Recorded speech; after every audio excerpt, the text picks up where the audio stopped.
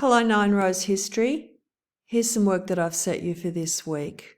As you know, as I think you would know, I'm Miss Kennedy.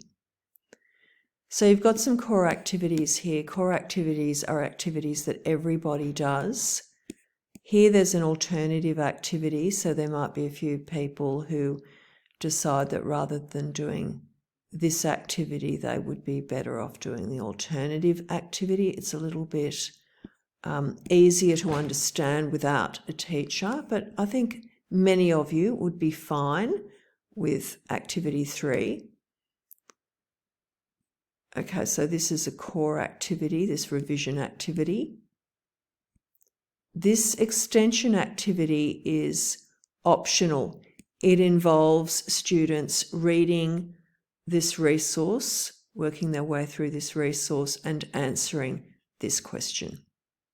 Use the following resource to explain how at least 2 of the following events or movements helped to influence the social change that led to the yes vote in the 1967 referendum. Okay. So with activity 1, you will read through these slides.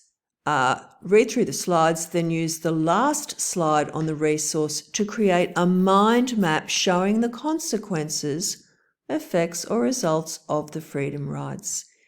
Do the mind map in your exercise books. So a mind map has a topic and it's basically surrounded by lines like a bit of a cloud or a spider with a number of legs. Okay, so you will read through this set of slides, and here we have consequences of the freedom rides. So that would go in the middle, that would be a bubble in the middle of your page, and then we've got 1, 2, 3, 4, 5, 6, 7, 8 points would be coming out of the little bubble or cloud. Okay, that's core activity 1.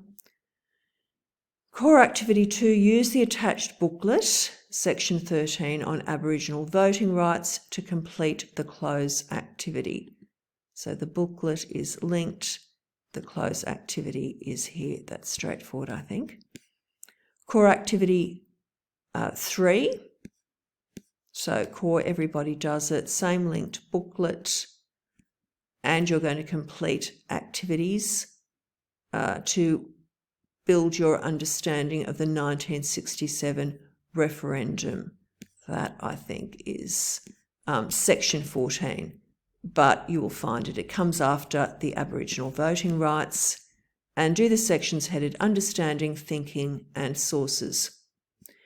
Now, if some of those activities are a little challenging for some students, in the absence of a teacher, here's an alternative activity that some, not all, may complete.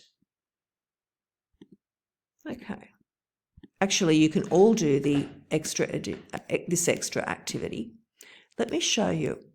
Okay, 1967 referendum. There's information here. You're going to read through it carefully. You're going to look up the words that have been bolded in the Cambridge Learners Dictionary.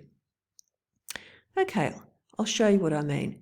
Since Federation in 1901, there had been 2 sections of the Australian Constitution that had discriminated against Indigenous people.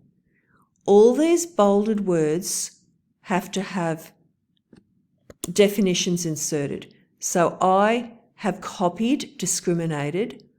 I'm clicking onto the Cambridge Learners Dictionary. I'm pasting that word just outside the frame. Let me see if I can get it. Okay, just outside the frame, there's the search button. Discriminate, to treat someone unfairly because of their sex, race, religion, etc. Then there's an example. The company was accused of discriminating against people on the basis of age.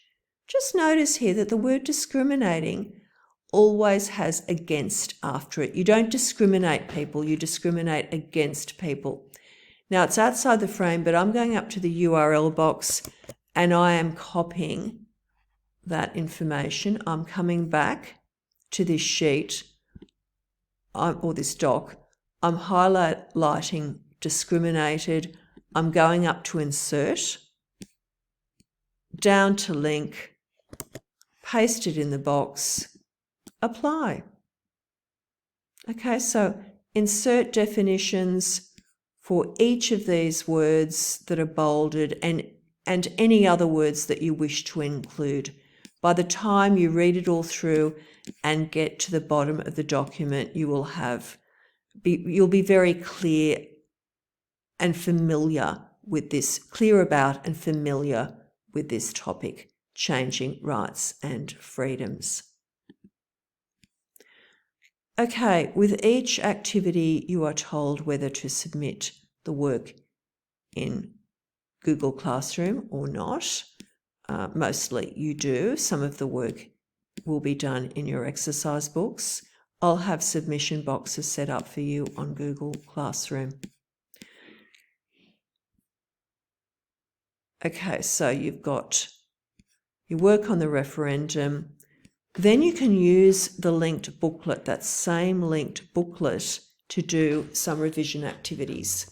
So you will read through the information relating to human rights and the Declaration of Human Rights, as well as the assimilation policy, and you will write down at least 5 points of importance for each of these topics.